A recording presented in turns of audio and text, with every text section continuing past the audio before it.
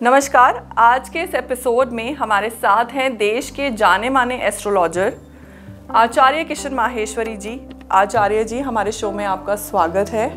आज हम आपसे बात करेंगे ज्योतिष के बारे में। कुछ जुड़े हुए सवाल पूछेंगे जो लोग अक्सर सोचते तो है पर उनके सही जवाब नहीं मिल पाते। तो मेरा पहला सवाल आपसे यही है कि ज्योतिष क्या काम करती है? जी, बहुत अच्छा सवाल किया आपने। 9 ग्रह 12 राशि 27 नक्षत्रों का जो खेल है ये ज्योतिष है। ज्योतिष कब काम करती है, ज्योतिष का मेन अर्थ मैं आज आपको बताता हूँ। देखिए, प्रभु श्री राम का राज अभिषेक होना था और हो गया वनवास, यानी घटनाक्रम चक्कर घटने के बाद ज्योतिष फलित होती है। जैसे नरेंद्र मोदी जी ने नोट बंद किए, इससे पहले तो कुछ नहीं पता था। जैसे ही नोट बंद हुए तो ज्योतिषियों ने अपना गणना शुरू करी। कोई घटना चक्कर, कोई भी पृथ्वी पे किसी भी तरह के, जैसे कुदरती कोई घटना घटती है, भूकंप आ गया, रेल एक्सीडेंट हो गया, उसके बाद वो ग्रहों की जो गणना होती तो परफेक्ट बैठती है।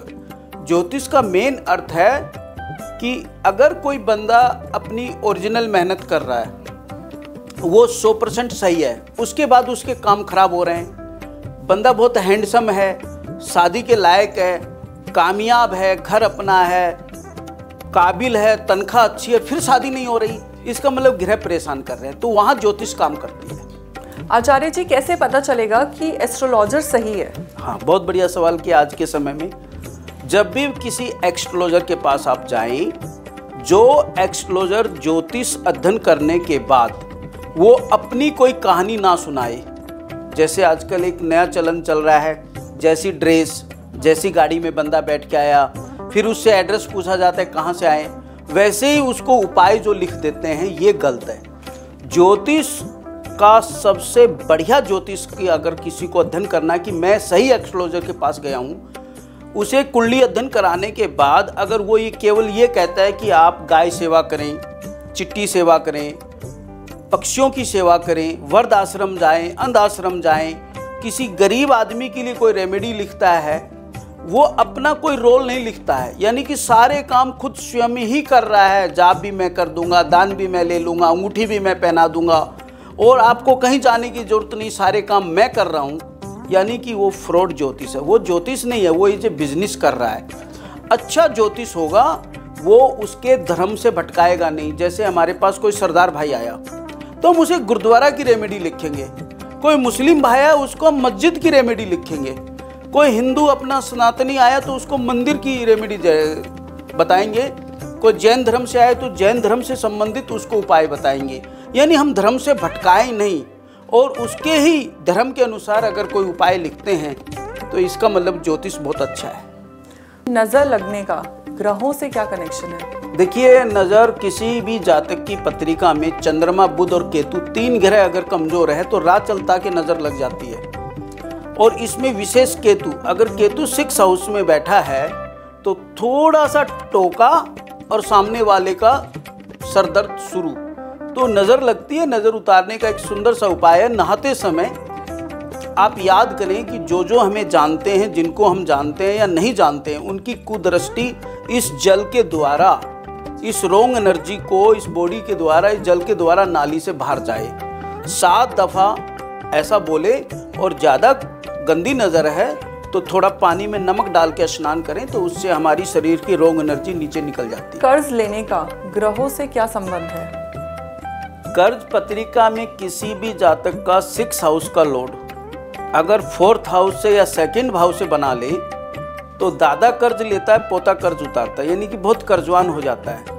और मंगल अगर किसी के 6 हाउस में बैठा है या मंगल की राशि भी हो, मेष राशि, वृश्चिक राशि, क्योंकि हमारे इन प्रोग्राम को ज्योतिष और ज्योतिष के जिज्ञासु स्टूडेंट वगैरह ज़्यादा देखते हैं, तो उनको एक मैं वो सूत्र दे देता हूँ।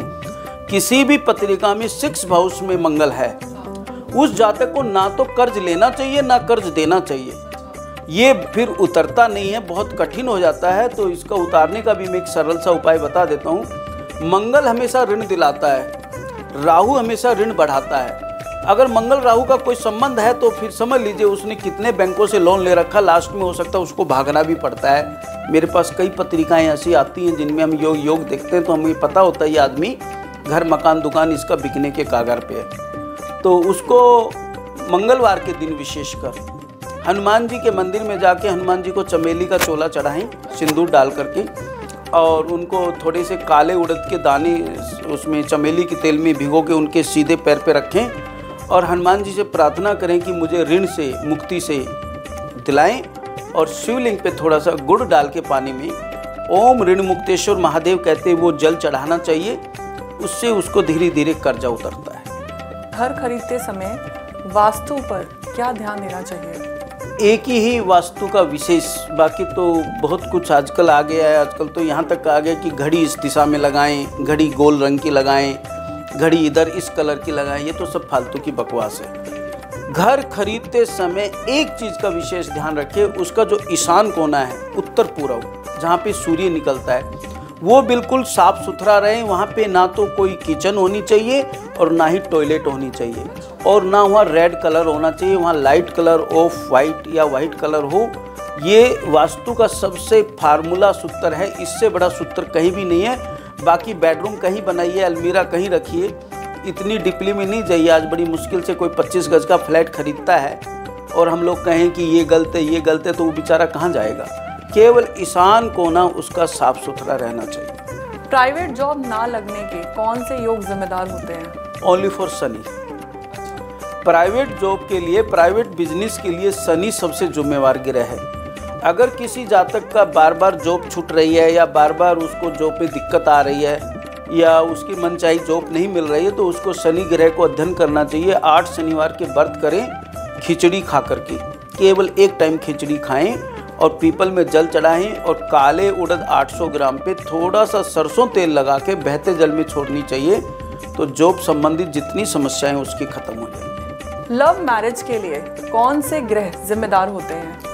ज्योतिष के अनुसार अगर पत्री का अध्ययन करेंगे तो उसमें पंचमेश और सतमेश का अगर स्वामी है या 5वें घर का लॉर्ड 7th हाउस में बैठ जाए, 7th हाउस का पंचम में बैठ जाए, तो लव मैरिज का पूरा योग बनता है। अगर लव मैरिज होने में बाधा आ रही है, जैसे घर वाले नहीं मानते हैं, कास्ट वास्ट को लेके भी अभी हमारे यहाँ देश में इस तरह की परंपरा है कि हम लोग अभी 21वीं सदी में आने के बाद भी जाति पाति में थोड़ा भेदभाव रख रहे हैं। ऐसे मानसिकता के लोग हमारे बीच हैं, जो ये गलत बात है।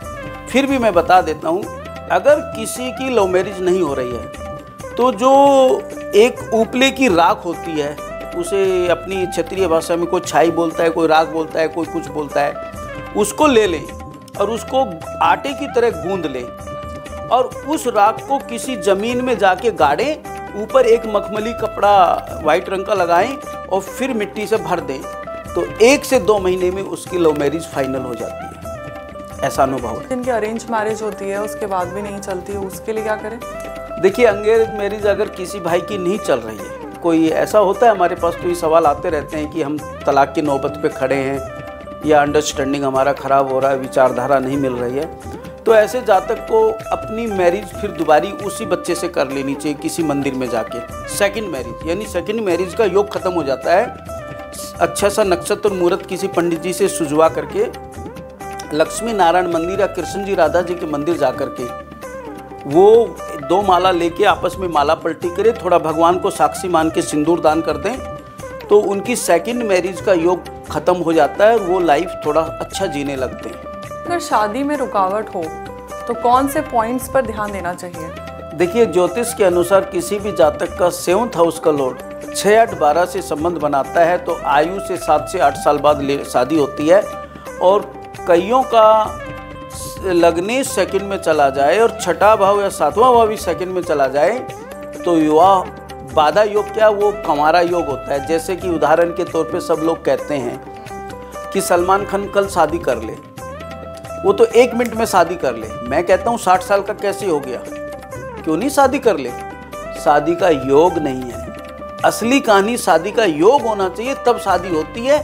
शादी धन से, दौलत से, पैसे से नहीं होती है। एक से एक सेठ साहूकारों के बच्चे कंवारे पड़े हैं, शादी नहीं हो रही है क्योंकि योग नहीं है पत्रिका में। योग आर्टिफिशियल भी बनाते हैं लोग, तो आगे जाके तलाक हो जाता है। तो कृपया सही से अध्ययन करा के शादी करनी चाहिए। आचार्य जी, कौन से ग्रह विवाह में बाधा पैदा करते हैं? विशेषकर अगर किसी भी जातक का राहु 7th हाउस से संबंध बना ले या 7th हाउस पे उसकी दृष्टि पड़ रही है, या कई दफ़ा हमने देखा है कि शनि थोड़ा विलम्ब करता है, विवाह तो कराता है परंतु थोड़ा विलम्ब करा के कराता है। ऐसे ही चंद्रमा 7th हाउस में बैठा और उसको कोई पाप ग्रह देख रही हो तो ऐसे जातक का विवाह होने के बाद भी टूट जाता है।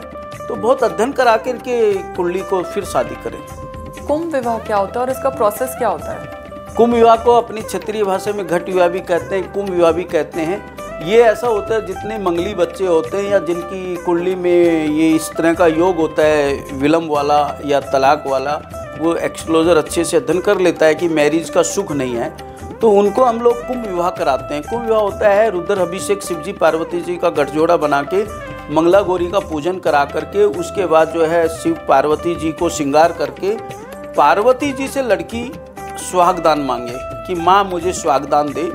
फिर हनुमान जी को चोला चढ़े, फिर एक पानी का मटका भरी और अगर लड़की का कराना है तो मटके पे पैंट शर्ट रखे और लड़के का हो रहा है कुंभ विवाह तो मटके पे साड़ी और ब्लाउज रखे, यानी कि उसको दुल्हन बनाएं। उसके बाद उसका गठजोड़ा बना के पंडित जी उस मटके से शादी कराएं, फिर उस मटके को पीछे ले जाके तोड़ा जाए जिससे विवाह खंडित हो जाए। तो इसे संपूर्ण कुंभ विवाह, घट विवाह अपने अपने क्षेत्रीय भाषा में बोलते हैं। आचार्य जी, क्या माँ, मौसी और सास डिवोर्स के लिए रिस्पॉन्सिबल होती हैं? हाँ, अगर किसी बच्ची का चंद्रमा बहुत खराब है, लड़की का चंद्रमा खराब है, तो माँ उसे फोन कर करके परेशान कर देती, ससुराल में तू कैसे रह रही है, सास कैसी है, ससुर कैसा है। अगर सास को मान लीजिए कह दिया कि जीरे वाले चावल बना दो और उस लड़की ने बना भी दिए तो उसकी माँ कहती तूने क्यों बनाए, तुझे तो मटर वाले चावल पसंद है। तो वो जो है माँ इतना कंफ्यूज करती है कि वो माँ और मौसी के माध्यम से उस बच्ची का तलाक हो जाता है। तो मेरा पर्सनल अनुभव यह है, शादी के बाद साल 2 साल बच्ची को ससुराल छोड़ दीजिए। रोज रोज दिन में 10 फोन करके उसकी लाइफ में इंटरफेयर ना करें। ये माए मौसियों के लिए, बुआओं के लिए हैं। ये सब जितनी भी हैं मंत्रिमंडल, इनसे भी तलाक होता है। मेरे पास ऐसे कई केस हैं, वो लड़की खुद स्वयं कहती है कि मेरा पति बहुत बढ़िया था और किसी कारण से मेरा तलाक हो गया, मैं दोबारा वहाँ जाना चाहती हूँ। हम पूछते हैं क्यों, बोले इन फैमिली लोगों ने जो है ना कंफ्यूज करके मेरा तलाक करा दिया। ऐसे कई केस हमारे पास आते हैं। आपका बहुत बहुत धन्यवाद आचार्य जी, हमारे साथ इतनी सारी वैल्यूएबल बातें करने के लिए। फिर मिलेंगे अगले एपिसोड में एक नए टॉपिक के साथ। तब तक के लिए आप सभी अपना ध्यान रखें। नमस्कार।